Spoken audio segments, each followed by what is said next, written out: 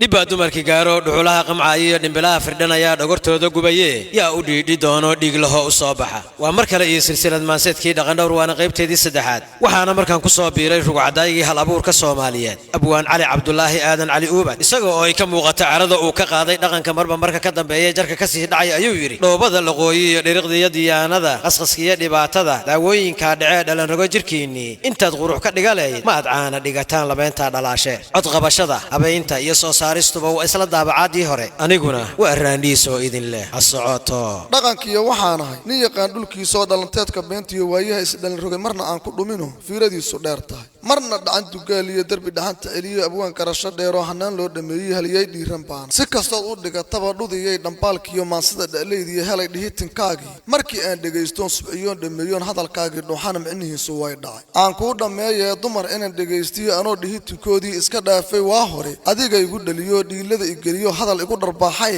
anigana dhankaygii bal dhageyso waa kani dhab haddaan u fiiriyo biyo dhaca warkaagiyo dhumucdiyo ujeedada dhiilada colaadiyo iska dhici rag mooye dhadhan iyo macaan dhibadeedu waxay tahay waagoo soo dhalaaliyo cadceedoo dhug soo tiri sacab laguma dhaadee haddaad daaya leedahay ama fiira dheer tahay ama dhaqan yaqaan tahay dhibku waa xaggiinna waxay dumarku dhaameen ragga kuma dhalishay dhaqankeenna tuugiyo inta dhaxalkii tuurteen dhumiseen wanaaggii ceeryaamo iyo dhido kuma dhaashateen oo dhaqamada shisheeyaha dhaxal uma tixgeliseen haddaad imir fayow iyo dhiifiyo dhug leedahay aan kuu dhammeeyay ragga aad dhaliishidey meeday dhiganahaagii maal inaad dhaqdaan iyo dhambal inaad samaysaan ama dhiila tolataan ama aad dhig xidhateen laba dhowri maayo waa dhaxankii dugmee dharka xaad u dhigateen dhoobada laqooyiyo dhiriqdiyo diyaanada qasqaskiyo dhibaatada daawooyinkan dhee dhalan rogay jirkiinii intaad qurux ka dhigan laheyd maad caana dhigataan labeenta dhalaashee aan kuu dhammeeyay ragga aad dhaliishood igu tiri dhafoorkiyo kuwa dhabanka xirtoo dhaqankoodii doorsho surwaalkii ka dhacayo sida diiqa dhoor kale meeday waalidkii dhalay dhibadeedu waxay tahay dhaadhaanka dhumay baan cidi dhowri karin oo dhabi lagu hanuunshiyo ma yaqaana dhaaroo waalidkiis ma dhowro waa caasi dhigaweyn aadse igu dhaliishidee dhibka soo wax kuma lihid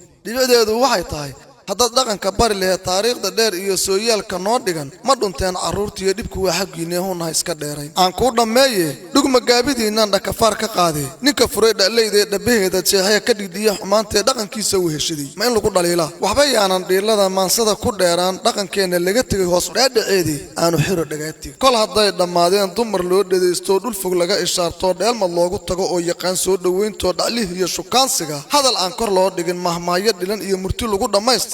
inta la isku dhaafsaday kadib dhowr ayaamood dhallinyaradu guur ay ku dhammaysa sheekada aqal dhig iyo lool iyo udub iyo dhambalahoo alool dhinaca kaga jiro inta reerka loo dhigo dheemaalka geel iyo dheereeyo faras iyo dhamme laga baxaynoon yarad looga dhiibayn